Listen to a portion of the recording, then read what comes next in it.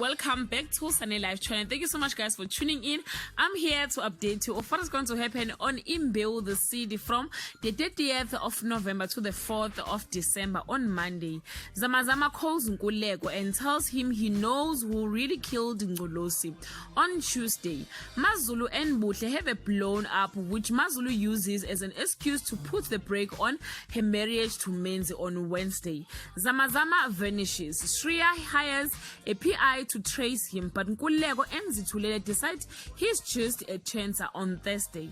Buhle's disappearance causes chaos in the Bengu family home on Friday.